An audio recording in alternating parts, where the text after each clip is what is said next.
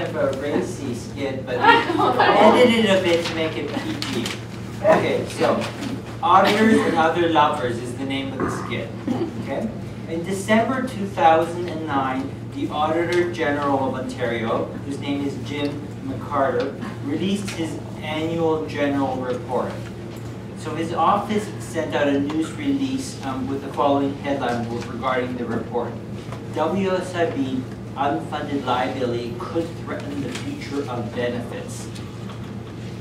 While meanwhile, in January 2010, the Auditor General of Canada, whose name is Sheila Fraser, returned from Afghanistan. Less concerned with costs than pleased with how good people feel. She tells the media, sometimes it's not just a matter of dollars and cents. So this scene imagines that the Ontario Auditor General, Jim, is married to the Auditor General of Canada, Sheila. And we've been told our previous skits lack a love story. So this is a love story between two auditors.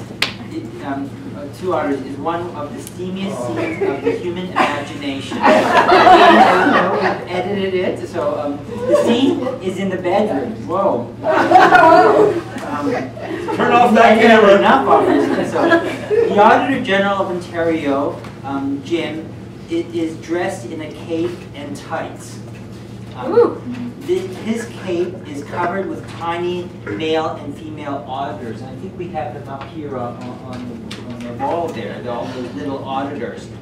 They are his staff, and they are all counting sheep. So the Auditor General of Canada, Sheila, the blonde one, is dressed in a robe, lounging on their bed. 1 billion, 2 billion, 3 billion. Honey, it's late. 4 billion. You've been working all night. 5 billion. Come to bed. Not yet, my love. The Auditor General of Ontario cannot sleep. My 90 junior auditors and I can't sleep either. We're counting the unfunded liability. 6 billion, 7 billion. Come, Jimmy Bean. Even an Auditor General needs to take a break. 8 billion. Especially with another Auditor General. 9 billion. I just flew back from Afghanistan. And boy, are my arms tired. 10 billion. Didn't you miss me? She tries. 11 billion. Oh my God, Sheila, it's staggering. Our trusted Workers' Safety and Insurance Board has an unfunded liability. It's huge. $11.4 billion. Baby, you've been working way too hard since I've been gone. That money really isn't there. It's not a debt. Exactly, but the money isn't there. Our gang of 90 little bean counters have just figured out exactly how much money we don't have. What if all the workers in Ontario got injured at the same time? Huh? What then? Or what if they all fall ill from the same occupational disease? What about that, eh? We'll be liable. We'll have to pay up and we don't have the money. It's eating me up. $11.4 billion? No self-respecting insurance company would be allowed to carry a debt like that. Come on, team, let's start again. 1 billion. 2 billion. It's not a debt, it's not a debt. 3 billion. It is not owed to anyone yet. 4 billion. It's not a debt. 5 billion. Don't you remember, Jimmy? That was our song. 6 billion. You used to tease me so in the old days in accounting school. 7 billion. You teased me so. Unfunded liability. It was such a difficult concept. I just couldn't get it. 8 billion. But Sheila, you'd say, my little sugar. And you'd loosen your tie just a little bit. And you'd look at me with those cold, calculating eyes. And you'd sing with me. It's not a debt. It's not a debt. It is not owed to anyone yet. It's not a debt. It's not a debt. But Sheila, we were young men and so naive. How can we sing now when the earth is burning? If we don't pay down this darn unfunded liability, everything will collapse. It's only we, the auditors, the true superheroes, the ones who know the true danger of negative numbers. It is only we who can save the world from ruin. Whoa, whoa, whoa, Jimmy, my sweet Cape Crusader. You were good on the e-health scandal, but you're not the new Messiah. Hey, what happened to the uncomplicated numbers guy I used to know, my own Clark Kent? Now, why don't you take off that heavy old cape and send the little guys home, and we can play transfer payments. You can be Toronto and I'll be Ottawa. Well, we can't go back to the past, Sheila. Recessions are new religion. We have to believe. It's simple, my dear. If we don't have all the money we need now, and all the money we're going to need tomorrow, and tomorrow, and tomorrow, and tomorrow, and tomorrow, stretching far into the future, then we can't spend it. Don't spend it. That's what we must preach. Everyone must understand. At this point, he collapses, wraps himself in his cape, and begins to sob and rock. Jimmy, darling, don't cry. I know you're the Auditor General of Ontario. Not the whole country like me, but sweetheart. Everyone's spending now on important things. Stimulus payments, sweetie. Are you not up on that? And really, you still can't call the cost of payments during the future a debt. It's not a debt, it's not a debt. It's not a debt. People buy homes all the time, don't they? Do they have all the money when they move in? Of course not. People have children too, all the time, right?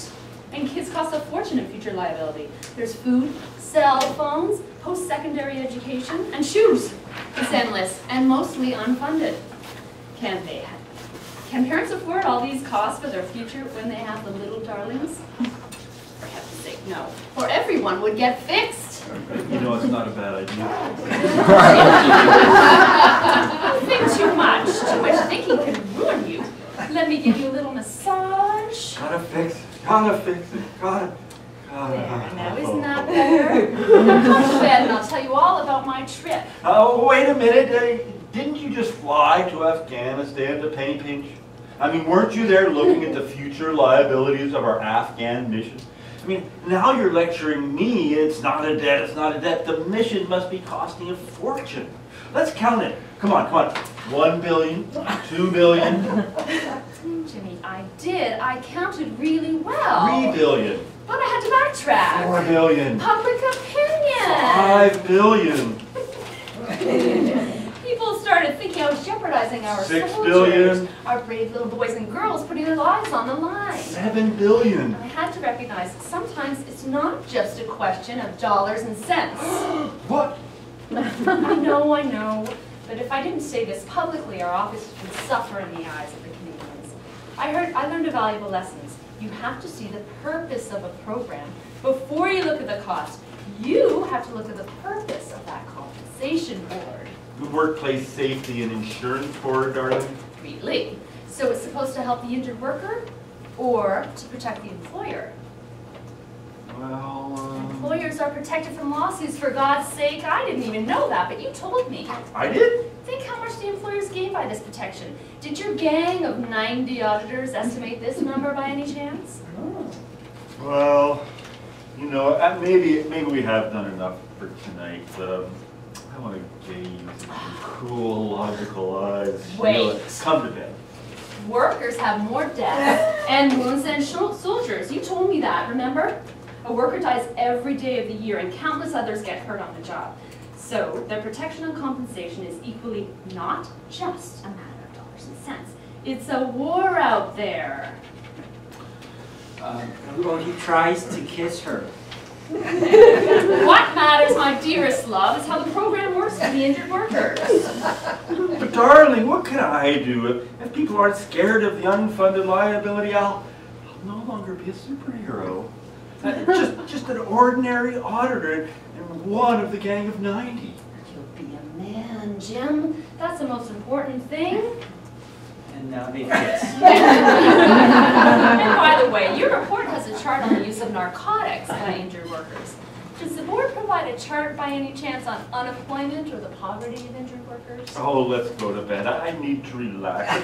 Let me rub your toes. And what about full coverage? Have you thought about that? I'm turning out the light. Okay, blackout, and afterwards, okay, a big hand for I can't read this. For the Auditor General of Canada. Jim and I guess Sheila.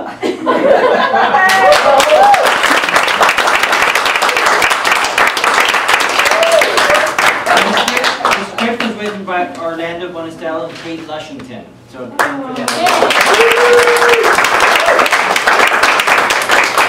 Someone else can do it next time.